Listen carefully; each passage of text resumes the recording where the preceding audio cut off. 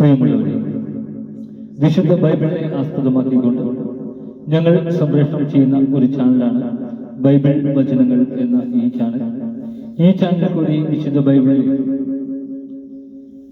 പഴയ നിയമത്തിലെ ഉൽപ്പത്തി പുസ്തകം മുതൽ പുതിയ നിയമത്തിലെ വെളിപ്പാടിന്റെ പുസ്തകം വരെയുള്ള എല്ലാ അധ്യായങ്ങളും ഞങ്ങൾ ഉൾക്കൊള്ളിക്കാൻ ശ്രമിക്കുകയാണ്. ഈ ചാനലിൽ കൂടി ഞങ്ങൾ സംപ്രേഷണം ചെയ്യുന്ന എല്ലാ ദൈവവചന ഭാഗങ്ങളും എല്ലാവരും കേൾക്കുക. ലോകത്തിന് ശാന്തിയും സമാധാനവും സന്തോഷവും ഉണ്ടാകാൻ വേണ്ടി എന്നോടൊപ്പം സർവശക്തനായ ദൈവത്തോട് നമുക്ക് ഒരുമിച്ച് പ്രാർത്ഥിക്കാം. അതോടൊപ്പം തന്നെ ഈ ചാനൽ കാണുന്ന എല്ലാവരും ഒന്ന് സബ്സ്ക്രൈബ് ചെയ്യാൻ മറക്കാതിരിക്കുക. സബ്സ്ക്രൈബ് ചെയ്ത് താഴെ കാണുന്ന ബെൽ ഐക്കൺ കൂടി ക്ലിക്ക് ചെയ്ത് ഞങ്ങളുടെ എല്ലാ അധ്യായങ്ങളും നിങ്ങൾക്ക് ലഭിക്കുന്നത് പോലെ ഞങ്ങളോട് സഹകരിക്കുക. എവിടെയും പ്രാർത്ഥന നിർഭരമായ സൗകര്യം പ്രതീക്ഷിച്ചുകൊണ്ട് ഉൽപ്പത്തി പുസ്തകം 31-ാം അധ്യായം.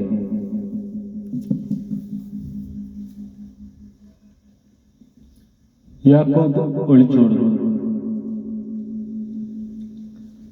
ലാബാന്റെ മക്കൾ ഇങ്ങനെ പറയുന്നത് യാക്കോബ് കേട്ടു.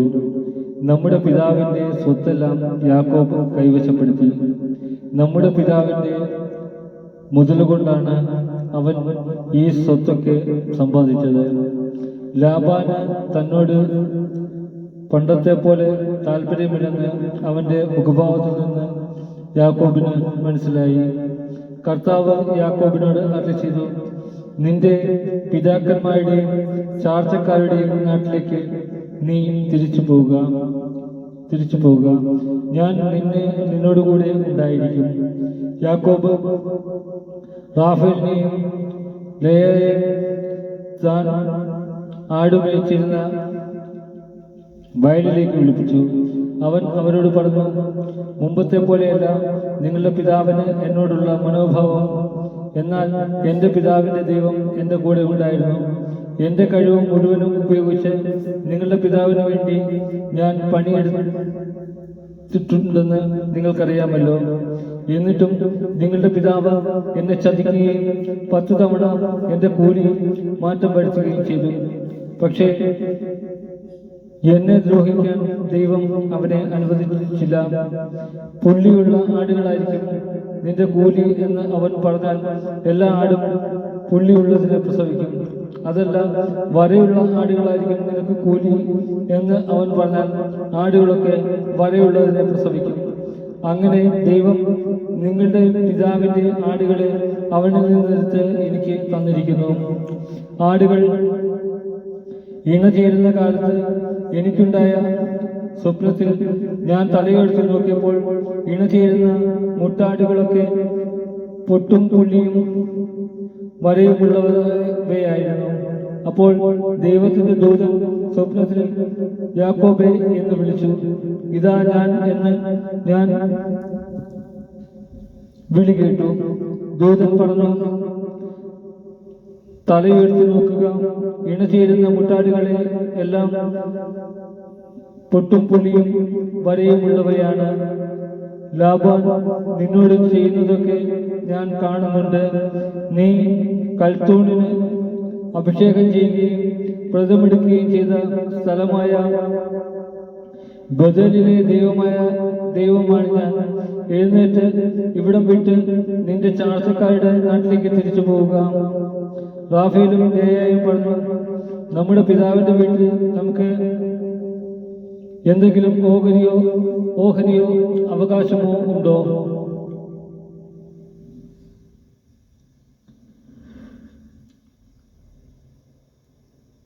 നമ്മളെ അന്യരായിട്ടല്ലേ അവൻ കരുതുന്നത്? നമ്മെ വിൽക്കുകയും കിട്ടിയ പണം തിന്ന് നശിപ്പിക്കുകയുമല്ലേ ചെയ്തത്? നമ്മുടെ പിതാവിൽ നിന്നും ദൈവം എടുത്തു മാറ്റിയ സ്വത്തെല്ലാം നമുക്കും നമ്മുടെ മക്കൾക്കും അവകാശപ്പെട്ടതാണ്. അതിനാൽ ദൈവം അങ്ങയോട് കൽപ്പിച്ചത് ചെയ്യുക. യാക്കോബ് മക്കളെയും ഭാര്യമാരെയും ഒട്ടകപ്പുറത്ത് കയറ്റി.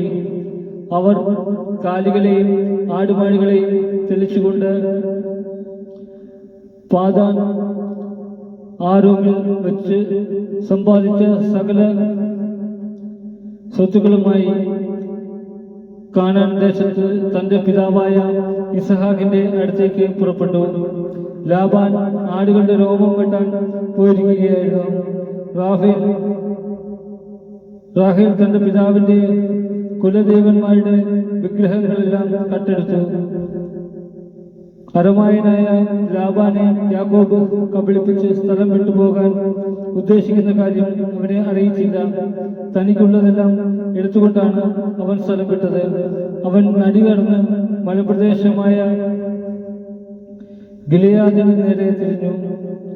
ലാബാൻ പിന്തുടരുന്നു. യാക്കോബ് ഒളിച്ചുപോയ കാര്യം 3-ാം ദിവസമാണ് ലാബാൻ അറിഞ്ഞത്. തന്റെ സഹോദരന്മാരെയും കൂട്ടി ലാബാൻ 7 ദിവസം യാക്കോബിനെ പിന്തുടർന്ന് മലപ്രദേശമായ ഗിലെയാദിൽ വെച്ച് അവന്റെ അടുക്കൽ എത്തിച്ചേർന്നു. എന്നാൽ ദൈവം രാത്രി ഒരു സ്വപ്നത്തിൽ പ്രത്യക്ഷപ്പെട്ട് അരമായനായ ലാബാനോട് പറഞ്ഞു, നല്ലതോ ചീത്തയായ ഒരു വാക്കുപോലും യാക്കോബിനോട് പറയാതിരിക്കാൻ സൂക്ഷിച്ചുകൊള്ളുക. യാക്കോബ് മലപ്രദേശത്ത്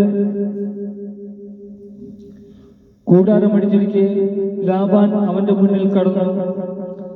തന്റെ ചാർച്ചക്കാരുമൊത്ത് ലാബാനും ഗിലെയാദിലെ മലപ്രദേശത്ത് കൂടാരമടിച്ചു. ലാബാൻ യാക്കോബിനോട് ചോദിച്ചു, നീ എന്താണ് ഈ ചെയ്തത്? എന്നെ കബളിപ്പിച്ച് വാളാൽ നേടിയ തടവുകാരെ പോലെ എന്റെ പെൺമക്കളെ കൊണ്ടുപോകുന്നത് എന്തുകൊണ്ട്? എന്നെ കബളിപ്പിച്ച് എന്നോട് പറയാതെ ഒളിച്ചോടിയത് എന്തിനാണ്? ഞാൻ ആഹ്ലാദത്തോടെ പാട്ടുപാടി കിന്നരവും വീണയും വായിച്ച് നിങ്ങളെ യാത്രയാക്കുമായിരുന്നല്ലോ. എനിക്ക് എന്റെ പുത്രന്മാരെയും പുത്രിമാരെയും ചുംബിക്കുന്നതിന് അവസരം തരാനിരുന്നത്. നീ ബുദ്ധിശൂന്യമായിട്ടാണ് പ്രവർത്തിച്ചത്. നിന്നെ ഉപദ്രവിക്കാൻ എനിക്ക് കഴിയും. എന്നാൽ നല്ലതോ ചീത്തയായി യാതൊന്നും യാക്കോബിനോട് പറയാതിരിക്കാൻ സൂക്ഷിക്കുക എന്ന് നിങ്ങളുടെ പിതാവിന്റെ ദൈവം കഴിഞ്ഞ രാത്രി എന്നോട് പറഞ്ഞു.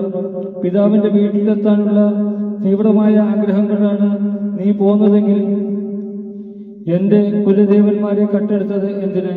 യാക്കോബ് ലാബാനോട് പറഞ്ഞു, അങ്ങയുടെ പുത്രിമാരെ അങ്ങ് ബലം പ്രയോഗിച്ച് എന്നിൽ നിന്നും പിടിച്ചെടുക്കുമെന്ന് ഞാൻ ഭയപ്പെട്ടു. അങ്ങയുടെ ദേവന്മാർ ആരുടെ കയ്യിൽ കാണുന്നുവോ അയാൾ മരിക്കട്ടെ. അങ്ങ് അത്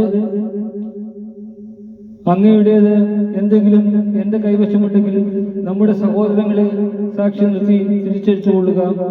റാഹേൽ ദേവന്മാരെ മോഷ്ടിച്ച വിവരം യാക്കോബ് അറിഞ്ഞിരുന്നില്ല.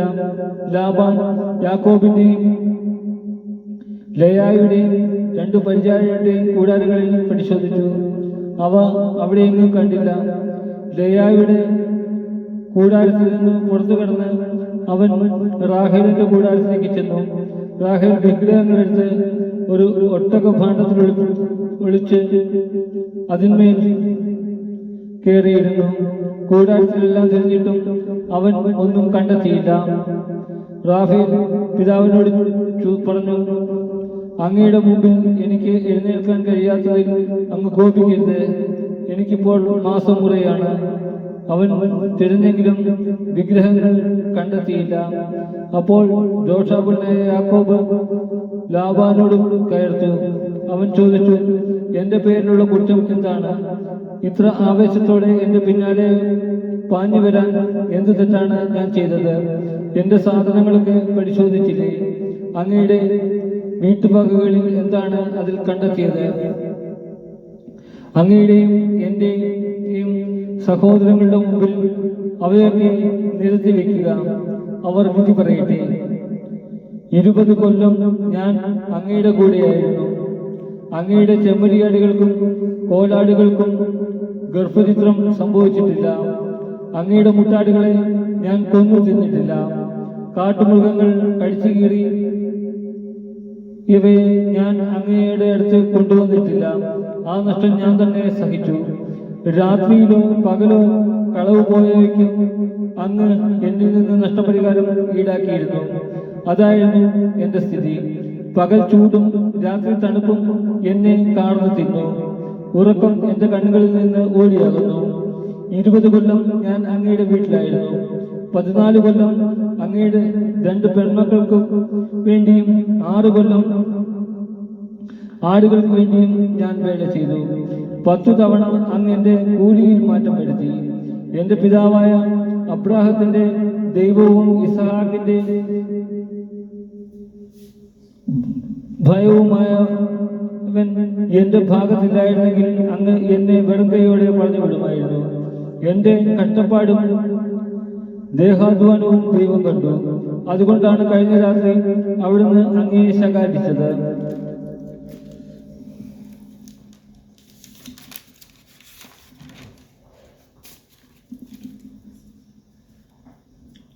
ലാബാനുമായി ഉടമ്പടി.